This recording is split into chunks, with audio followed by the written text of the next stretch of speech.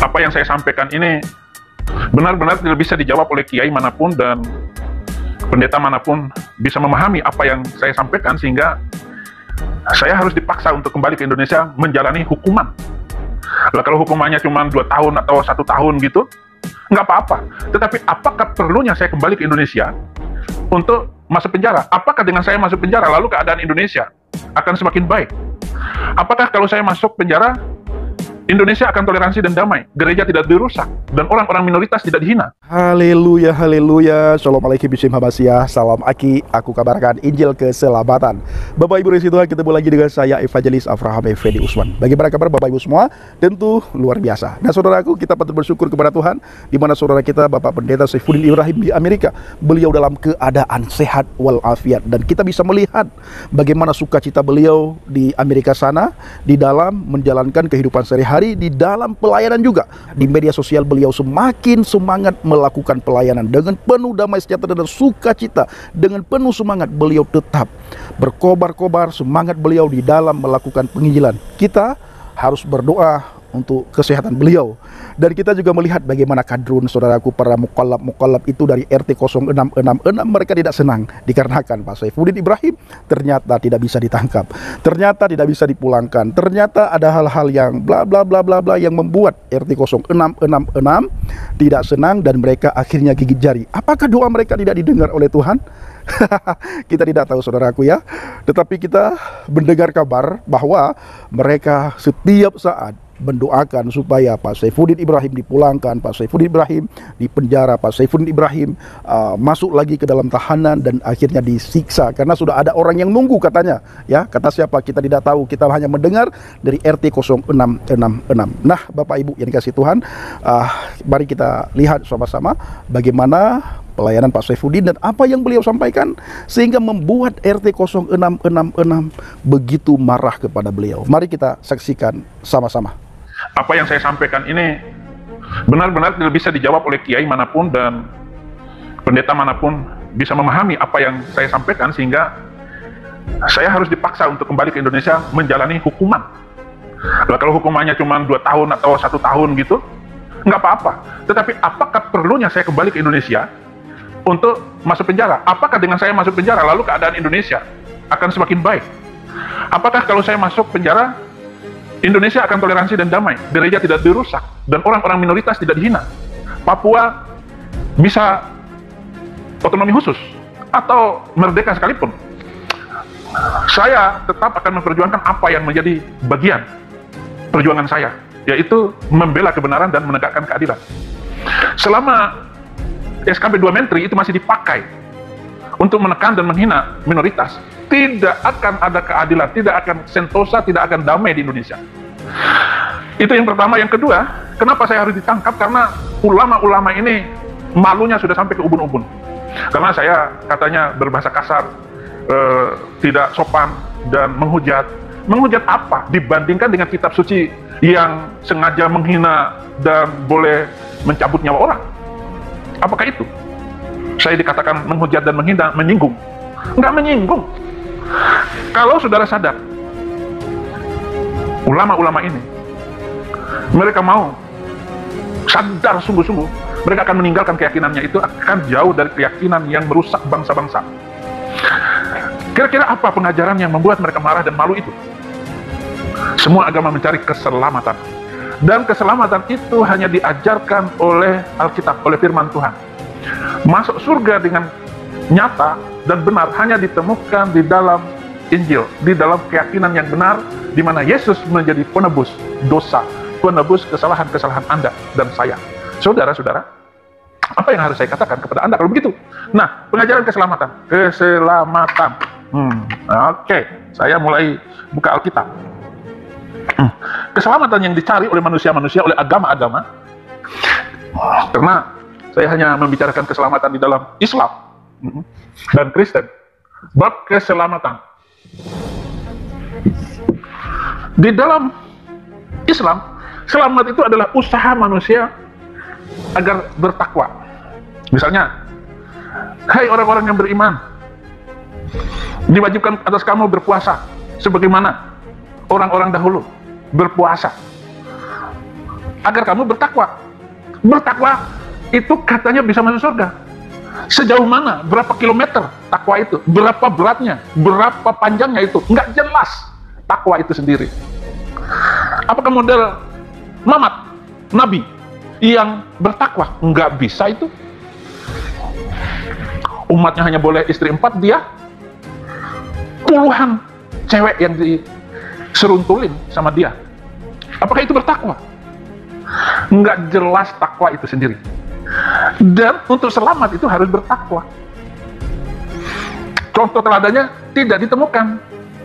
Walaupun di dalam ayat yang lain bahwa sungguh di dalam pribadi Muhammad itu adalah teladan yang penting, utama teladan kepada beliau. Tapi apa yang bisa diteladanin? Bangsa Arab rusak, hancur, berantakan semuanya. Oke, tanpa memperpanjang, ketika orang Yahudi dan orang Nasrani bertanya kepada beliau,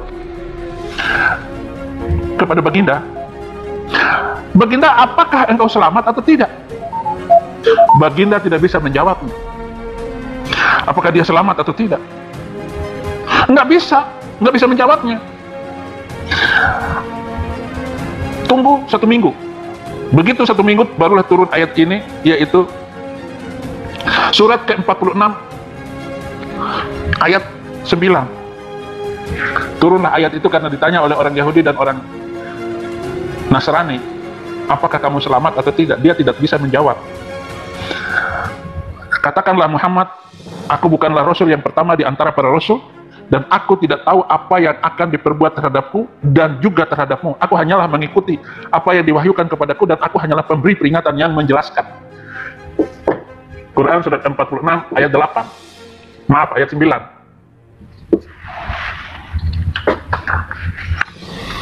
Aku tidak tahu apa yang terjadi atasku, dan aku sendiri tidak tahu nasib kamu. Jadi Baginda sendiri tidak tahu nasibnya, apakah dia masuk surga atau tidak. Ketika turun ayat ini dan ditanyakan, juga bapakku, di mana bapakku? Karena bapaknya dia meninggal waktu Muhammad belum datang. Bapakmu di neraka.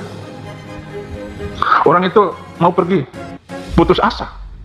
Lalu, entar sini. Dipanggillah sahabatnya itu, lalu beliau bilang, bapak saya juga di neraka, sama. Dia bilang kepada Fatimah putrinya, Fatimah, minta apa saja daripadaku, aku kasih. Bahkan emas dan permata aku kasih.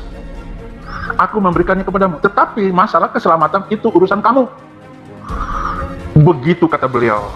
Jadi dia tidak tahu nasibnya sendiri, apakah dia masuk surga atau tidak. Artinya masuk surga itu adalah usaha dan upaya manusia agar selamat. Beda dengan apa yang dikatakan oleh Yesus Kristus, ya.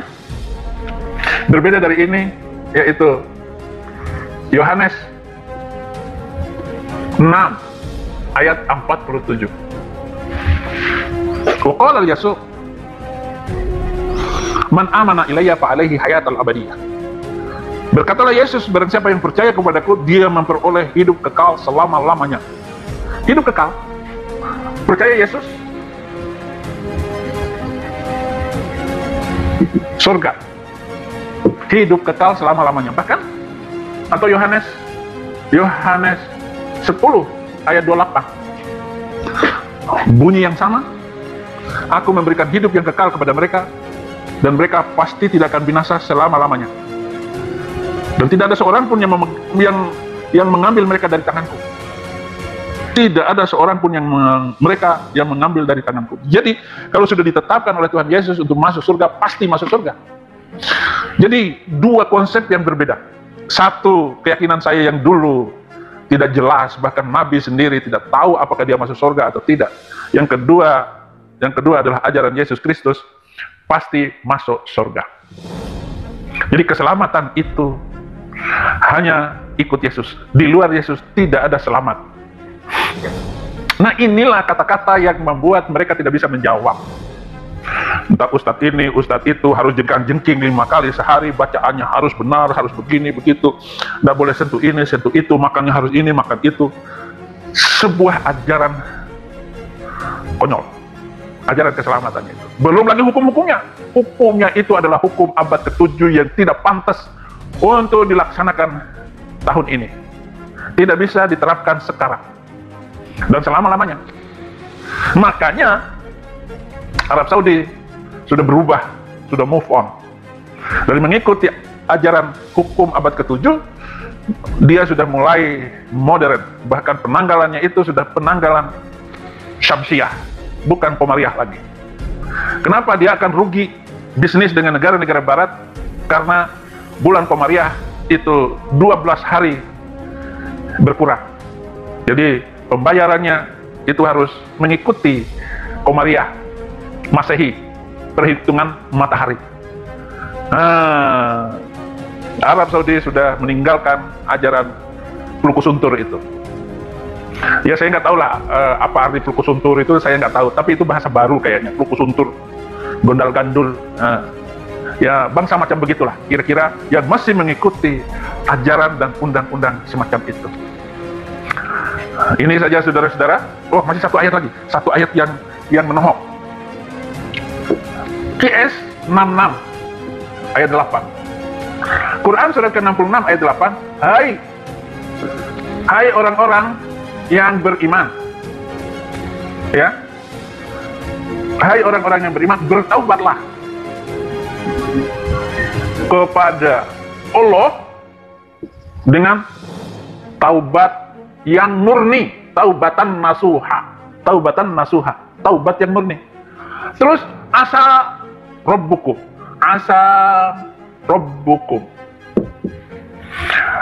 mudah-mudahan. Nih ada kata mudah-mudahan. Hai orang-orang yang beriman, ini sudah beriman dan bertaubat, bertaubatlah kepada Allah dengan taubatan nasuha. Mudah-mudahan. Bagaimana dengan orang yang nggak beriman dan nggak bertobat? Islam KTP, nggak jelas sholatnya kapan, puasanya kapan, haji kagak karena nggak punya uang, nggak cukup uang untuk haji, miskin, simkin, kismin. Bagaimana bisa bertakwa sungguh-sungguh? Makanya saya nggak bisa bertakwa dan bertobat itu, karena nggak ada perhitungannya, nggak ada patokannya. Dan bagaimana targetnya untuk sampai ke sana itu bagaimana? Nggak jelas. Berbeda dengan ini perjanjian baru, ini Alkitab, ini Al-Gabul, Al-Kabul, ya. Nah menurut Alkitab, Roma 5 ayat 9 sampai 10. Di sini mudah-mudahan. Tapi Roma 5 ayat 9 dan 10 pasti. Jadi mudah-mudahan melawan pasti. Nah, saya bacakan dulu ya. Mungkin Anda ragu dengan omongan saya ya. Roma 5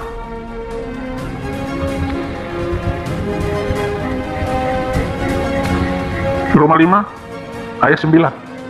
Lebih-lebih karena kita sekarang telah dibenarkan oleh darahnya, kita pasti diselamatkan dari murka Allah. Jadi kita pasti tidak masuk neraka. Kenapa? Karena percaya Yesus mati di atas kayu salib menebus kita oleh darahnya.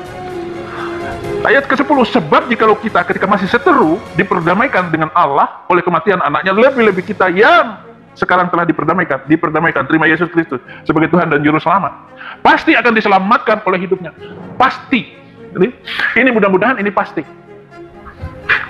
Siapa para penonton subscriber saya yang mau ikut saya gaji sebulan 10 juta? Nah, kamu? Nah, sekarang saya cari lagi yang 20 juta satu bulan. Siapa yang mau? Oh, angkat tangan semua. Oke. Yang di Irian angkat tangan, yang di Medan angkat tangan, di Manado angkat tangan. Oke. Siap mau? Oh, apa kerjanya Abi? Ya, pokoknya cuma begini-begini, menari-nari di depan saya. Mau? Oh, mau. Mau. Nggak kerja. Sebulan saya kasih 20 juta. Besar kan gajinya? Orang saya sudah beli mobil bagus di sini. Orang akan memberikan saya banyak berkat di sini. Tuhan Yesus itu memberkati saya berkelimpahan. Mau gaji 20 juta? Oke. Tapi mudah-mudahan gajinya mudah-mudahan, dibayar mudah-mudahan. Nah, rasain loh. Saya tidak mau yang mudah-mudahan. Yang saya mau adalah kepastian. Kepastian keselamatan itulah yang membuat saya terima Yesus Kristus dan saya ikuti ajaran ini. Di sana mudah-mudahan insya Allah, insya Allah, insya Allah. Di Kristen tidak ada insya Allah. Untuk kebenaran firman, untuk masuk surga, itu adalah sebuah kepastian. Amin. Inilah pengajaran saya yang menakutkan mereka dan membuat mereka malu. Malu. Apa yang saya sudah sampaikan ini, apalagi sudah ada di negara maju, negara merdeka, bebas bicara. Saya harap saudara-saudara yang masih nyangkut karena kebodohan itu, segera datang kepada Yesus, ikut Yesus Kristus, karena di dalam Isa Al-Masih, Yesus Kristus. Nah, saudaraku, bagaimana tanggapan Bapak Ibu setelah melihat Bapak Pendeta Saifuddin Ibrahim? Beliau dengan penuh sukacita, dengan penuh semangat di dalam menguraikan apa yang harus beliau sampaikan di media sosial. Kiranya melalui pelayanan beliau dan kita semua, banyak jiwa-jiwa baru datang kepada Tuhan yang tinggal dalam kegelapan, yang masih terikat dengan agama. Apa yang kita sampaikan, mereka bisa terbuka hati dan pikirannya, akhirnya menerima Yesus Kristus sebagai Tuhan dan Juru Selamat. Terima kasih. Assalamualaikum Bishim Hamasiah. Salam Aki. Aku kabarkan Injil keselamatan. Bapak Yahweh Bishim Adonai Yesus Hamasiah. Waruah Kodes memberkati kita semua. Haleluya. Amin.